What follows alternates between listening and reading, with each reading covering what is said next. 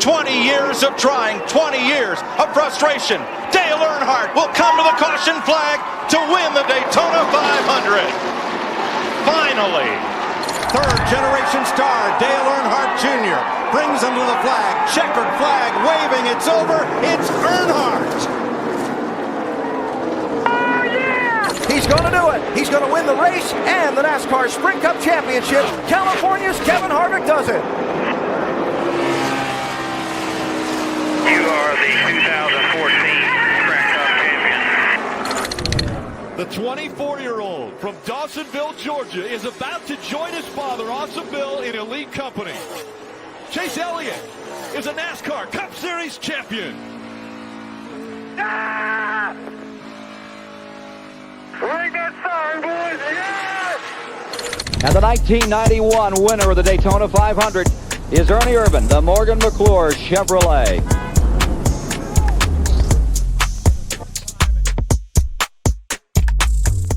Honk.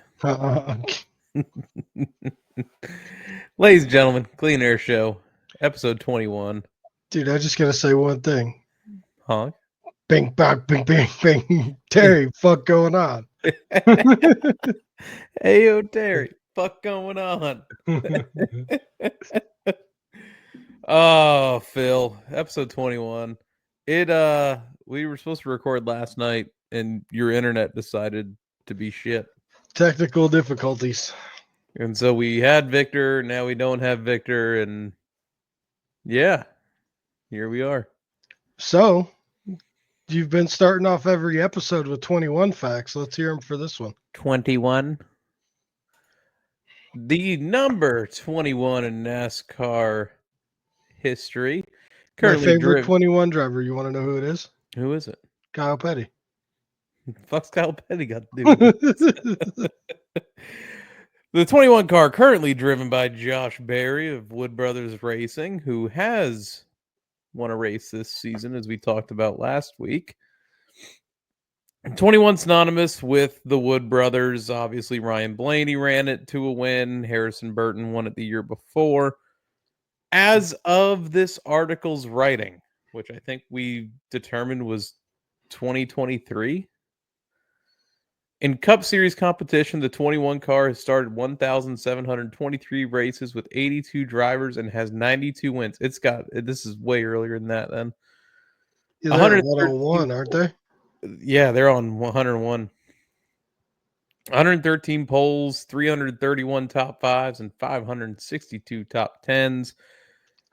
David Pearson drove this car so many times. 1972 to 1979, 1985 to 1986. Raced it 157 times with 43 wins. Elliott Sadler again, honorable mention. Elliott Sadler, 1999 to 2002, had one win. I think that was Bristol, wasn't it?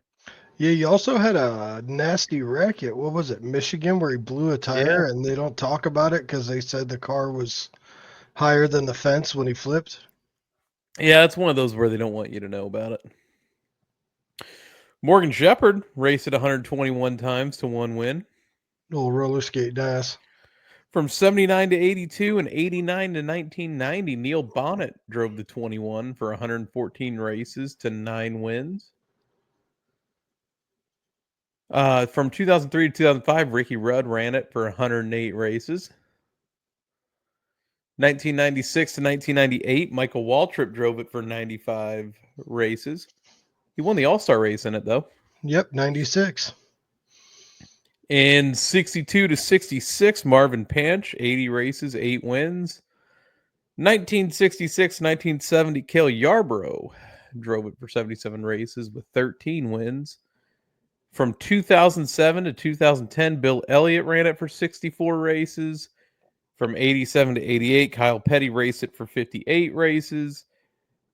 2010 to 2012, Trevor Bayne had 58 races in it and also won the 2011 Daytona 500 in it.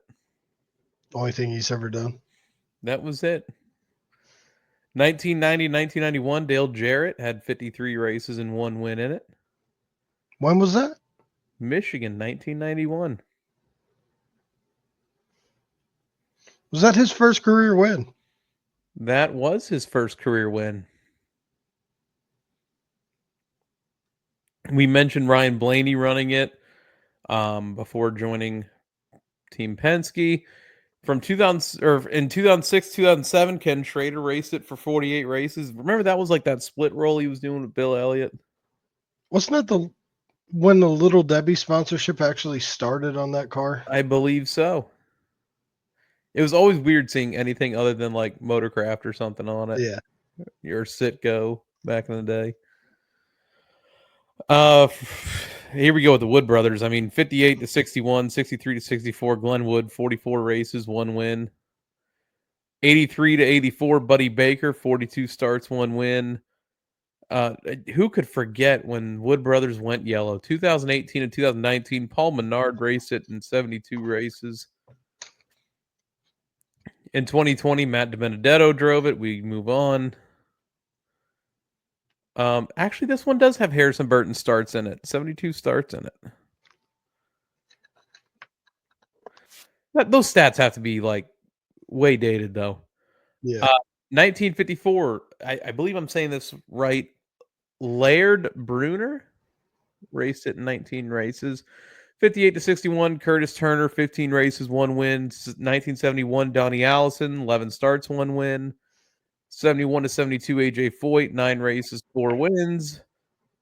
1963, Tiny Lund, 7 races, 1 win. And other notable drivers in the 21. Marcus Ambrose, Speedy Thompson, Junior Johnson, John Wood, Harold Kite, Tim Flock, Ricky Stenhouse Jr., and Boris Said. Never heard of her. There was a 121 car that was driven by Dan Gurney. Drove it at Riverside.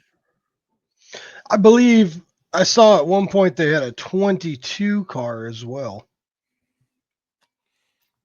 We'll learn that next week's show. We'll learn that next week. I saw that on a Stapleton video, actually. You know, funny enough, because I can go to the next one now, I'm actually scrolling through the 22 to see if when the Wood brothers did that. Is that it right there? Fireball Roberts? Might be. Man, I don't know. I don't see anything there on it.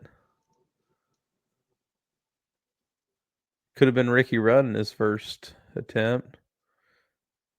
Oh, Glenn Wood had 1 start in it. There you go. We got a famous name coming back next week too. A haha name. Which dick is it? How'd you know? Find out on next week's show. Speaking of which, you can follow us, subscribe to us, like us, share us, favorite us, do all that good stuff on YouTube, Facebook, Twitter, X, Instagram, TikTok by searching the Clean Air Show. You can also find like our usernames in the description below on YouTube and Facebook. Please get the word out there. Spread the word. With that being said, Phil, what's going on, buddy? Just hanging out, man. Finished watching the truck race from Martinsville. Yeah. Shit show. As always. We've also run a bit of Martinsville this week.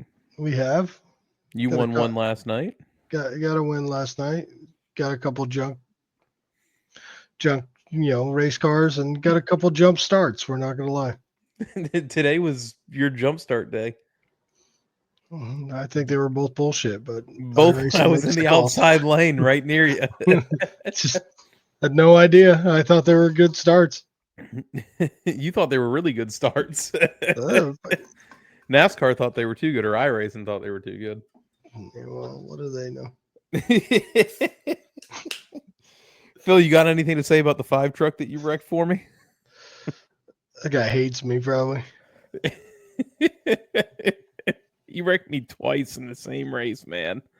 He had to know. I mean, there was both Clean Air Show trucks. I mean, come on. If you see a Clean Air Show truck, it's one of us. It is one of us. Homestead was fun last week. Homestead was an absolute blast last week. So glad Victor can make it and talk about it with us. I know. Great commitment, Victor. We're just going to mother F him to no end on this show. I mean, it is 10:38 p.m. on a Friday evening. This is going to be like a really quick show. I guess we got to go back a week, don't we? Before we talk about this week. Yeah. I mean, we can do this really quickly. Kyle Larson won the truck race. Corey Heim had the best truck all day. Fastest truck didn't win. I thought it was actually very impressive that Heim was able to restart the truck and flip it back on and still drive to the front like twice before it finally killed out. That was absolutely insane to me that he could like lose that much ground and then gain it back that fast, and then the truck would just shut off again. It almost was acting as if like once it hit a certain RPM, that was it. Yeah.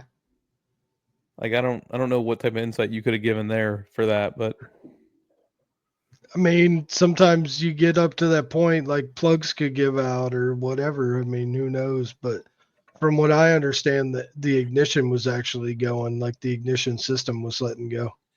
what, like it had a short in one of the wires or something? And just Must have been getting out.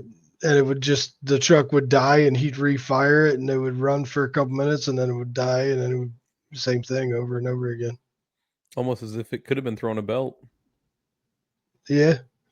Could have been threading one, hitting it every so often. But it would happen more consistently that way. Yeah, most of the time, once their batteries go, their batteries go. True. Then we had the Xfinity race, which Kyle Larson got stepped on the old, you know what. You know, there's been a lot of BS on the old internets this week about it, and Sam Mayer getting a lot of flack. And dude, I just don't think Kyle Larson got as good of a restart as he wanted to. In all actuality, I don't think Sam Mayer did anything wrong. I think he was just there. It was. I'm never gonna fault Sam Mayer for going for a win there. Nope.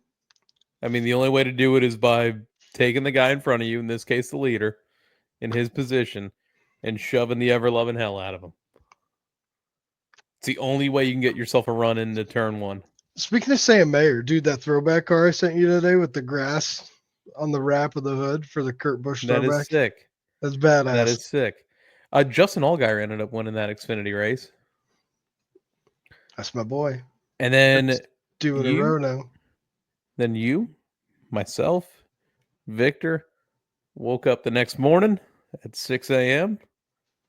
and started our trek down to Homestead. Good vibes on Saturday night, by the way. Had a great time Saturday night. We need to do that more often. Definitely. Had the fire going, had the music going. Watch the Xfinity race. You were calling your kids little bitch ass. It's their names. It's their names. Oh man. But yeah, so we drove down to Homestead, got there at about, I'd just say 10 to make it an even number. Got our passes, did everything outside the track, and we went on in. And boy, did we have a time in there. Hit the Zen trailer. Had to hit the Zen trailer. Victor missed so much by not staying with us. No, I know. Like, we were being honest when we said, just stick with us. We'll take you to where you need to be. I don't know. There wasn't much room for 3 people where we were. No, not where we watched the race from. Not where we watched the race from. There was hardly room for us two there. Picture 2 beavers in a wool sock, dude. I mean, it was just. I wonder if I have, because I had tried to send myself the pictures on here, but you had them on Facebook. I did have them on Facebook. We had some good ones though. Ran into some friends of ours. Big Will. Big Will starting his own show. Is he? Yeah. Bench racing with Big Will. He's a good dude. He is a good dude. I like him. Ran into my boy Ross Chastain. Got a big old hug from him. He was really surprised to see me sitting on the pit wall. The The best is what you said after the race. Sat here and told me that this ain't Punta Gorda. Proceeds to run 35th. Oh, shit. I'm just saving the pictures right now through Messenger that I sent. This way it makes it easier. Met Tommy Baldwin and Freddie Kraft. We did meet Tommy Baldwin and Freddie Kraft. Stood close enough to Chad Knaus I could have bitch slapped his ugly ass. You wanted to. I know it. I did. How those Chevy execs feeling today? Oh my God, bro. That was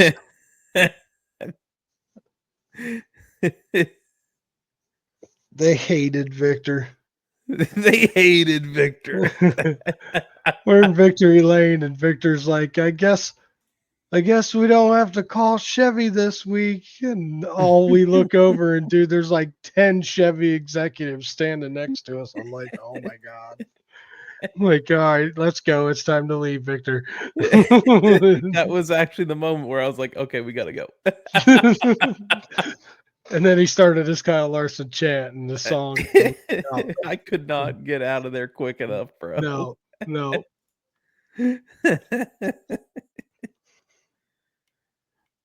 Here I am clicking on the wrong fucking shit here. But otherwise, good race though. I mean, decent race for Homestead. I mean, action packed.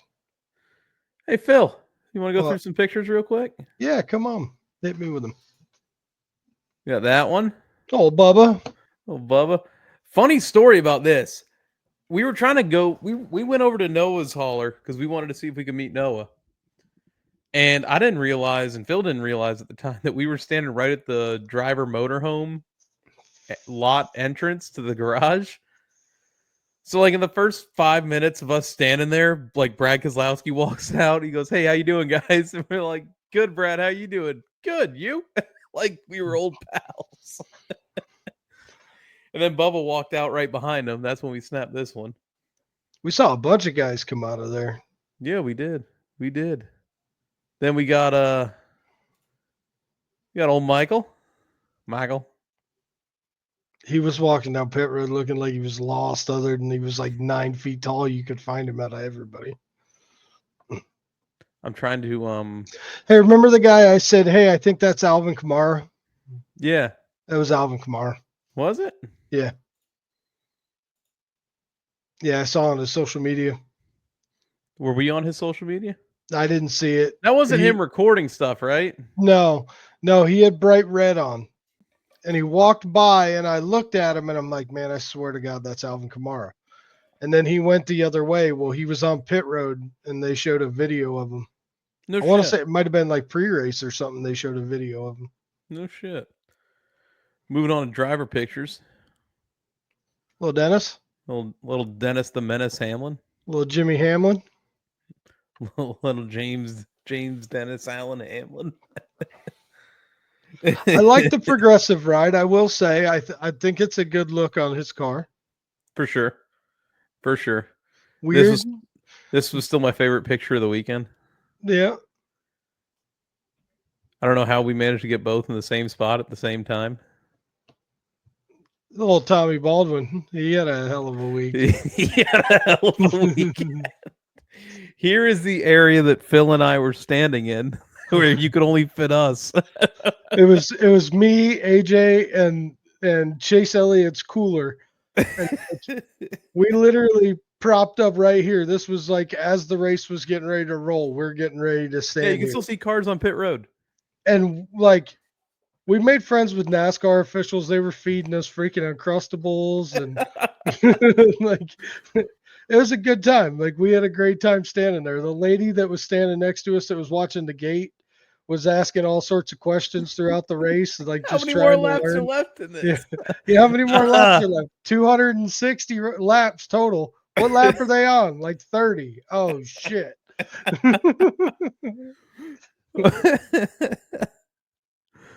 This was I thought the best picture I took all weekend. That was a good shot. That was I like the cameraman sitting right there too. That was on the pre-race show. Oh shit, was it? Yeah. I'll have to go back. We might be in the background of that one. I tried to find it. I looked when I saw your photo, but I didn't see it. That was Best a beautiful looking- car. Best looking car of the year right there. I don't care what anybody else says. I got another 2 of them for you. We got that one and that one. Just a nice looking car. It was a beautiful ride. That's all I got. I mean, I got videos and shit, but I posted those all to social media. Y'all can go look at them. But pretty eventful race. I mean, we missed a lot because of where we were standing, but there was accidents on pit road that had us wondering what the hell had happened to drivers, and We just couldn't leave where we were, man. no, it was too good of a spot. That's just it. It was way too good of a spot to So, just leave it. did you go back and review the Chase Elliott penalty? I did. And, on that penalty, so naturally now we're on Sunday. What I find tough in it all is later down pit road, Austin Dillon is doing the same thing right at the pit line, and he didn't get penalized for it. Chase, I think it's kind of like a half-assed excuse, was saying he was trying to avoid Cindric. I watched the in-car. He's not gaining quick enough on Cindric to where he would have hit him anyway. However, before he even got to the line, he gave Cindric that spot back. Like, he blended back up. So I don't understand how that could be a penalty. He didn't gain anything. Like, that was my argument. That was their argument on the radio. Like, it's not like he passed him. It's not like he gained any advantage out of doing it. He fell right back to where he should have been. I forgot you were on the scanner with me at this point. Yeah. And I'm not gonna lie. I listen. Take bias into play here. Where I'm taking off like the partial hat here, and I'm going to talk like a fan of the driver. I'm not the biggest Alan fan, Alan Gustafson. I don't think he's the right crew chief for Chase. I've always looked at Alan as a guy who always did better with lesser than he did with more. I mean, look what he did with Jeff Gordon. Wasn't much to write home about. But you look at Mark Martin at the tail end of his career. I believe Gustin was the crew chief for him then. And Mark Martin won a lot. And Mark Martin wouldn't win anything in the last 10 years of his driving career. He was with Kyle when Kyle was in that 5-car too, I believe, wasn't he? I believe so. So, just not my guy. However, he did have a great comment on the radio about all this. That was the one where you better go to law school or something like that. Oh, yeah. You better go to law school with the way everything changes week to week or whatever he said. You got to learn the laws differently every time. And but I love that these guys are talking out against NASCAR now. Like it used to be like they didn't do it. It was shunned against, now they're all saying their feelings. And they're not getting penalized for it. Like guys used to get penalized for lesser than that. You know what I mean? Right. I'm trying to find the actual quote, man. I'm trying. People just keep spamming the same thing over and over again.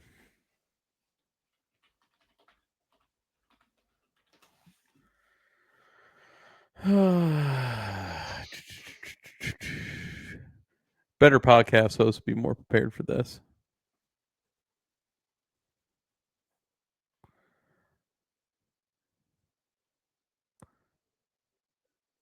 It happens.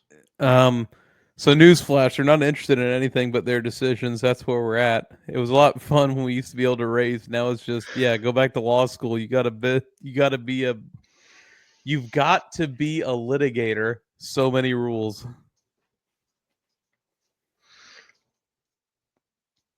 And I mean, I don't know, man. I've seen so many instances of it happening where they're already too wide coming to pit road and you never see a penalty for it. I get the reason why the rule is in place. However, Are if we you just give up gonna? the spot back, like, what is the fucking Well, problem? like, are we just gonna start enforcing shit out of nowhere? Like, that's the thing, like, And if you call it one way, you got to call it the other. uh-huh. Because Austin Dillon did, to me, if not worse than what, or more egregious than what Chase's was.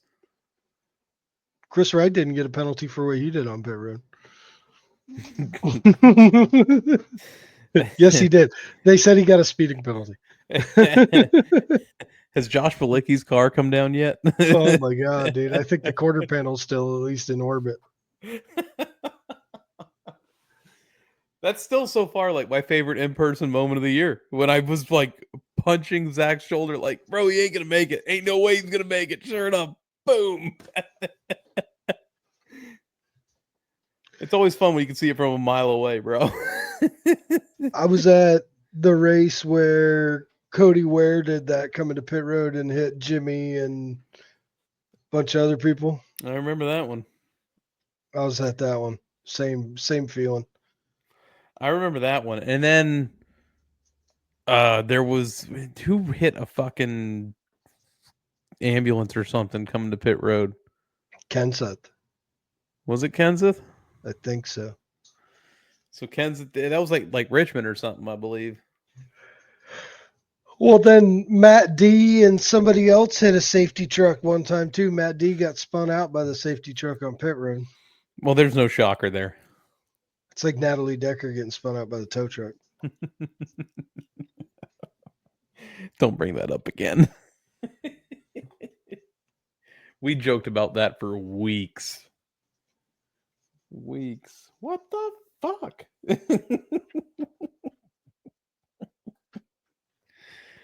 But yeah, the race overall, I mean, like, Blaney had issues, which Blaney's had issues for weeks now. I mean, he's got to have something go his way at some point. I told you before the race even started. I said, what lap does the meteor hit Blaney? And sure as shit, if that thing didn't go up in a whole hail of smoke. Yeah, and it went up like right in front of us, and you couldn't see nothing. It was like a fog machine, man. And it smelled so bad.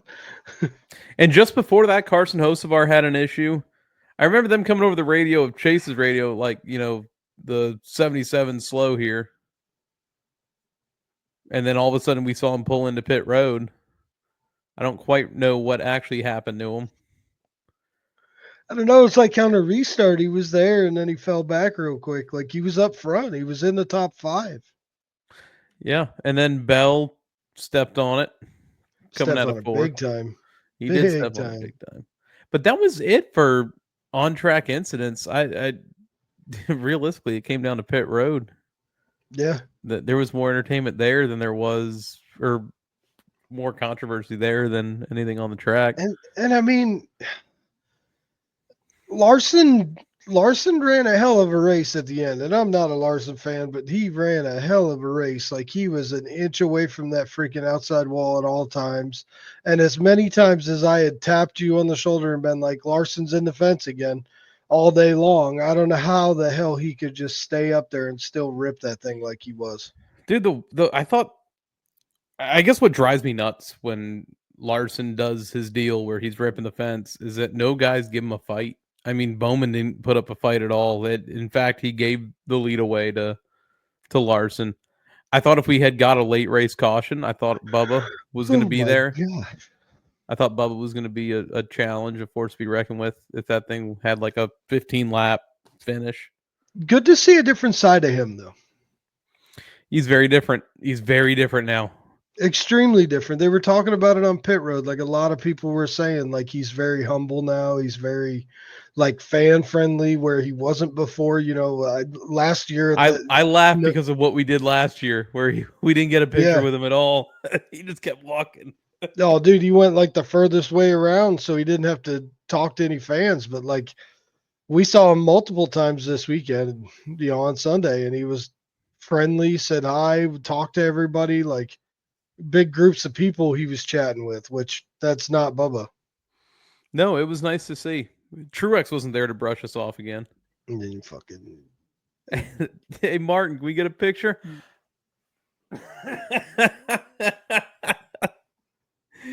gave us a wave and dipped. Sorry, gentlemen, not today. He was already on the lake. I was gonna say I thought Ryan Preece had a good finish, but now I don't remember. Let me see. I got J-Ski pulled up here. Let me pull it up. You're a better man than me right now. For some reason, I thought he had a good finish. I might be thinking a week ago, though, like a week before. He finished ninth. Back-to-back top tens for Ryan Preece. Justin Haley with a great run in 10th. Busher 6th. Chase Dinger. Briscoe, Phil. Chase Briscoe finishing 4th. Yeah, I know, dude. I know. I thought I had a good one with Reddick. I thought that was a good pick. I looked at the results the next day when I was putting that graphic together. I'm like, wait a minute. My punt pick finished higher than Reddick. Zane Smith 11th, not too shabby. Like you said, Dinger Says 7th. Hocevar had engine issues as well. Yeah, he didn't finish the race. Nope. When he pulled in, he didn't finish. Fucking Blaney, man. That sucks. Dude, as slow as JJ Yaley looked out there, he was only 4 laps down, bro. Didn't it feel like every lap he was getting passed? Oh my God. That car was beautiful though. Let me say, for a back marker, that car was beautiful. And then we were messing with Victor during the race. That if Christopher Bell doesn't finish higher than Cody Ware, you're gonna have to ride tailgate all the way home. And Bell had a rough day. I mean, Bell that only was finished a lap down. Yeah. That ain't bad for the pile of shit he was driving. Knocked the splitter off it. He said he could hear the splitter like underneath the car the whole way down the straightaway. What happened to Ross and SVG that they finished a lap down? Well, hell, just about everyone up to Ty Gibbs finished a lap down. Ty Gibbs, say, round of applause. He finished 25th. He didn't go airborne this week. He didn't go airborne this week. Noah had a good race. He was up front for a lot of the race in the top 5. Yep. Barry, so was Josh Berry. Barry got spun on pit road, and that's what happened to him. The hell happened to Kyle Busch? Didn't he have a pit road issue? Something happened to him, yeah. Pit penalty or something, maybe. Yeah, Barry and Logano, like you said, synchronized spun on pit road. Suarez fucking spun on pit road. Yeah, they found out real quick 4 wide didn't work there. No, it don't.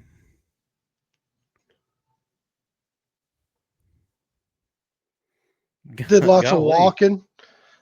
Lots of walking through the garage area. Made our rounds. A lot of time in the garage area. Yeah. We got in early though. We got in like as soon as they would let you in. It was just a good time. Larson comes away with the win. So far, the least shocking winner.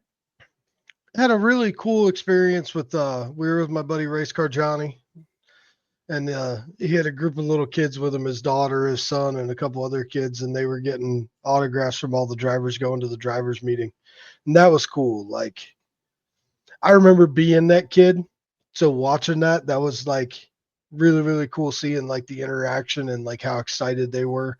And his daughter, that jacket she had, dude, she had a Wonder Bread Ricky Bobby like leather NASCAR jacket that is now signed by all the drivers. Like, it is sick. It was pretty cool. All the drivers were like, "Oh man, this is the coolest thing I've signed all day." We're gonna have to do a collaboration with him at some point this year. I'm gonna get with him. He wants to do a couple things, so I want to see what we can get done. He's got some cool stories. He's been around a long time. Trying to think of just anything else. Then we saw a lady who had a little too much to drink on the old Sheila on the motorcycle. On a motorcycle. Oh boy. I kept thinking the bike was gonna fall over. Like, she was sitting there on this thing and it was like leaning one way and then leaning the other way, and then she'd sit up real fast and then she'd get up and walk a couple circles and sit back down again. It was oh my gosh. So Martinsville this week, Homestead was a great time. Homestead's a great time as always. I think it's going to be I don't know, man. I don't think people pointed this out enough this week that on Actions Detrimental, Denny Hamlin saying that Homestead was supposed to be the finale race for 26 and he doesn't know what happened, but the underside of all that was when he said, or at least one of the three. So it makes me think that there's a 3-race final round next year, which I'm all in for. I feel like a 1-race win and you're the champions kind of I can't really think of the word I want to use for it, but It's in my opinion, gimmicky. this isn't like stick and ball sports. So no offense. Like, no offense to stick and ball sport fans, which I am one as well. I love baseball. I love football. I mean, but those you can have a 1-game playoff, but even then they don't. They have a 7-game playoff. But when it comes down to something where it's not just the team, it's not just, there's other factors. You have the mechanical factor. You have all that other stuff involved. Like, you've got to break it up and do a multi-race championship. I think it just, When but it comes to a you race car, you need a multiple race championship. you've got to do it the way that we said though, and you've got to do 3 different types of track. Right. And I might be in the minority here by saying it. I think the regular season champion should get a little bit more, like an automatic bid into those final 4 drivers. I agree. Because it makes the races during the season mean even more. Consistency means a lot more. Mm-hmm. Consistently getting stage points means a lot more. Like, you give a reason to all of these things by doing that. When was the last time a regular season driver won, regular season champion won the championship? I don't think it's happened. I don't think it's happened in a this while. I current can't format. remember. I mean, I can look up the stats for it.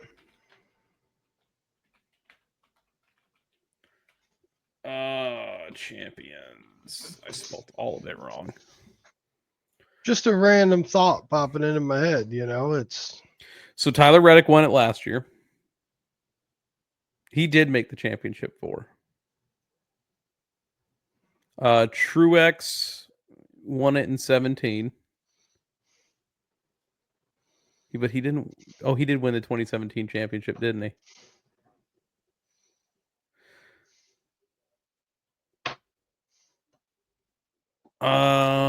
Kyle Busch made it to the championship 4 in 2018.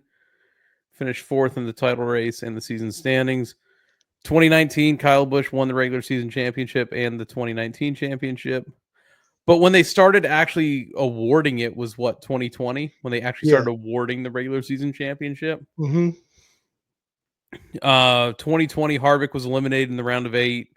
21, Larson won the championship after winning the regular season title.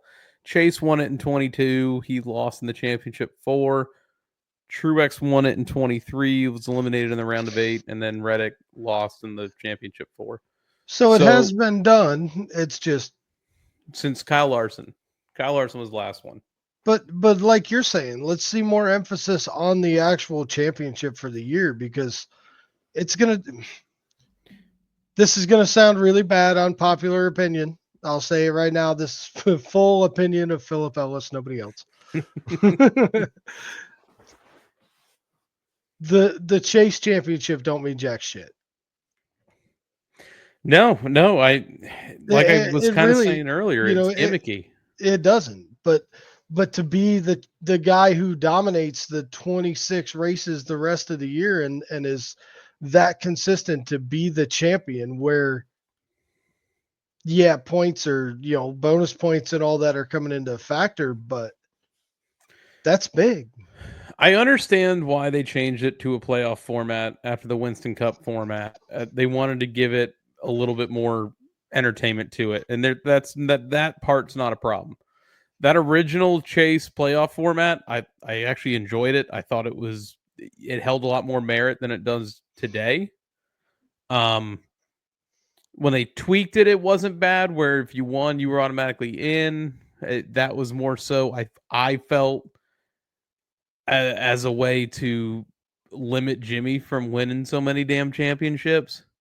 I Mhm. think it was also a way for them to get popular drivers into the playoffs. Dale Jr. Being the big one in all of that. But I think it also put the element of surprise in there. Yeah, it came at a time where NASCAR was losing viewership at a rapid rate, and they felt like they had to do something drastic to quote unquote save it. However, now if you're stuck in this way of wanting to continue on with stage points and having stage cautions, you have to make it actually mean something to win the regular season title. I think the point advantage that they give them is only good for a round, and that's just like, really? This guy was the best for 26 races, and you're only going to give him an advantage for 4 or 3. Here's my opinion on stage racing. Okay. It's entertaining to an element where it brings everybody back together.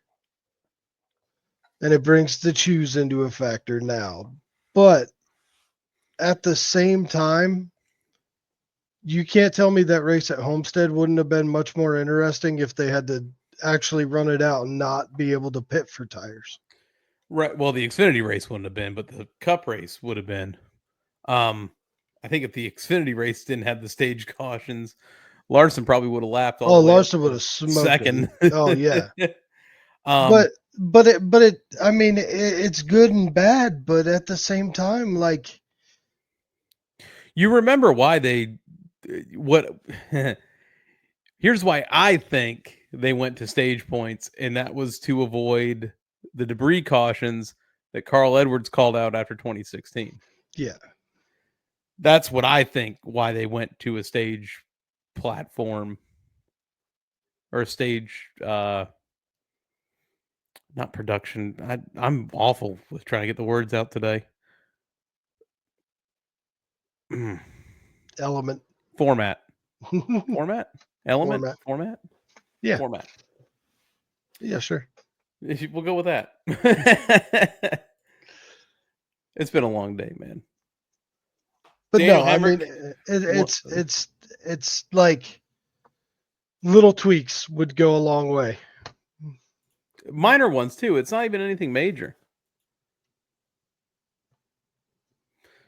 But truck race was tonight. Martinsville's this weekend, so the trucks were in Martinsville tonight, or I guess when you watch this on Friday night. And Daniel Hemrick wins, does a backflip. Shades of Again, Carl Edwards. Corey Heim, dominant truck. Dude, Corey Haim's been the fastest truck these last 2 weeks, and he's been taken out to essentially no fault of his own every time. A lot of typical Martinsville short track racing though. I mean, a lot of beating and banging. Always enjoy it. Do I think Honeycutt did anything wrong? Not really.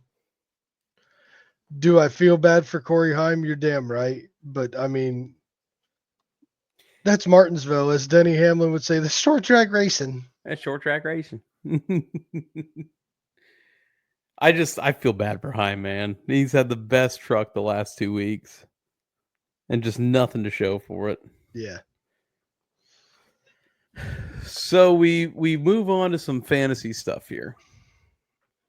And after Homestead, here's your updated fantasy standings. Kyle Larson's iRacing account, that's Vince. He's in first. Amanda Love second. Ryan Schreck third.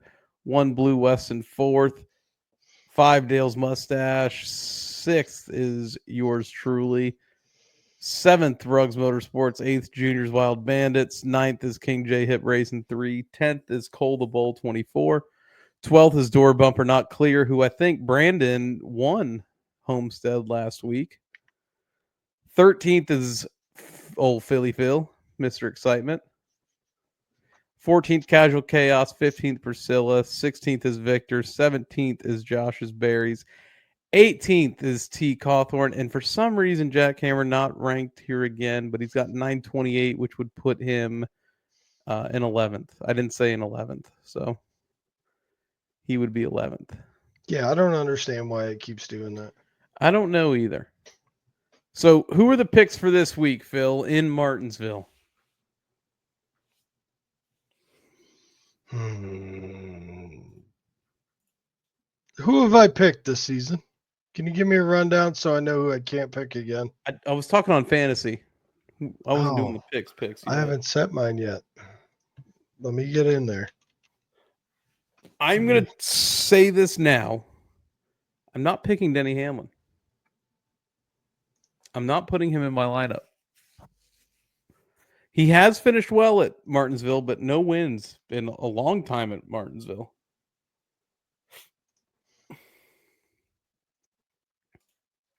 I'm going to go Larson, Elliott, Hamlin, Priest. And just because he needs a turnaround, dude, I'm going to put Ty Gibbs in here. Ooh, that's dangerous. He's got to That's have something dangerous. go his way once in a while, would. So I'm going to go. Hang on, I'm copying picks into the other entries I got. I'm going to go Ryan Blaney. All right. I'm going to go Chase Elliott. I'm going to go William Byron. I'm going to go Chase Briscoe. I'm going to go Bubba Wallace. And Ryan Preece in my garage. And on the matchups, I'm taking Byron over Larson. I'm taking Blaney over Chase. I'm taking Bubba over Bowman. And I'm taking Ross over Briscoe. Even though I have Briscoe in my lineup. My picks are the same as yours. Okay. Nice. Nice. So you want to go with regular picks now? Regular picks, yeah. So I'm currently leading with 6 points to your 1. Yeah, go fuck yourself. Hey.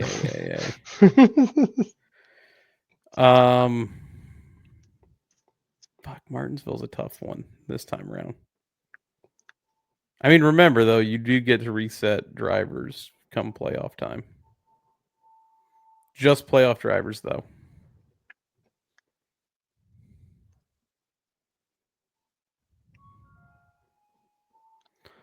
You have picked Ty Dillon, Alex Bowman, AJ Allmendinger, Ricky Stenhouse Jr., Kyle Busch, and Tyler Reddick.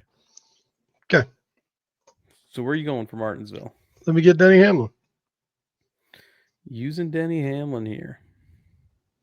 Now, long shot question. Can I use the long shot more than once throughout the year? Correct. Yes, 100%. Give me Ryan Preece for a long shot. Ryan Preece for a long shot.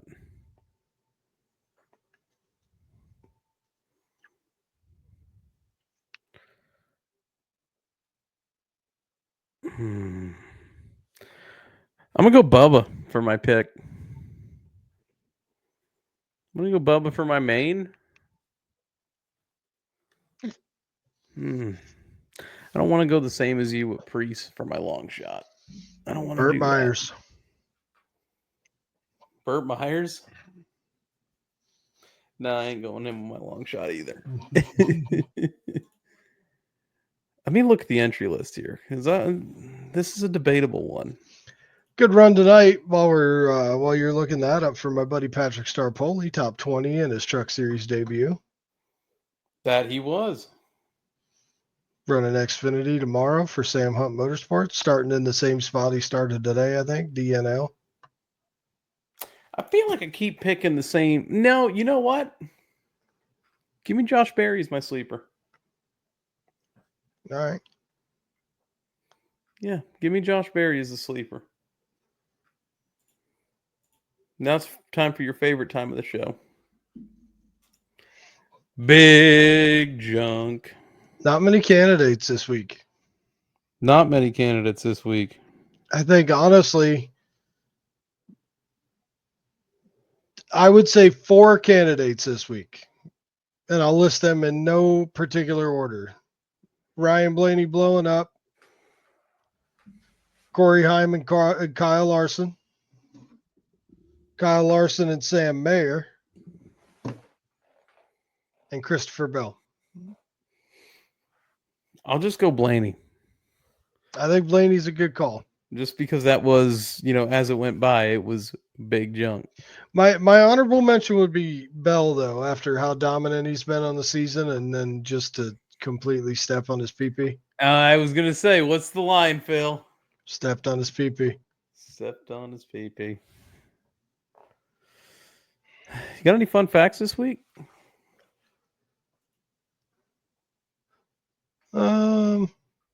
No, actually, I want to look one up, and then I'll give it to you.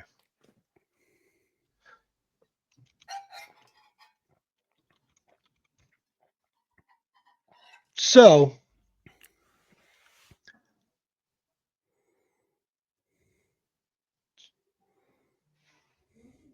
starting in 1964, the winner of Martinsville Speedway has gotten a grandfather clock. And that doesn't matter what series, that doesn't matter anything. Late models, all of them get a grandfather clock because of the Martinsville Clock Company. That's awesome. I didn't know it was that long. I didn't realize it was that long either, but beginning with Fred Lorenzen's victory from pole position in 1964, NASCAR race winners at this week's historic venue have received a grandfather clock for their effort. And also great hot dogs. From what I've heard. I've seen one of the grandfather clocks up close and personal. They are absolutely beautiful. How much did you want to take it home with you? Well, judging by the fact that Hornaday probably whooped my ass, I wanted to take it home pretty well. Never mind. It was in his living room. Of course it was. That's the only place you could put it, man. Oh, dude. They're like grandfather clocks are just beautiful in general, but the ones they give as a trophy that you always see in the background are, I thought when Junior won it, it was going to fall off the fucking stage. yeah. I think that does it for us this week, Phil. I think that's it, brother. What do you say we actually get Victor on the show right now? Close us out. Enjoy Martinsville. We out you.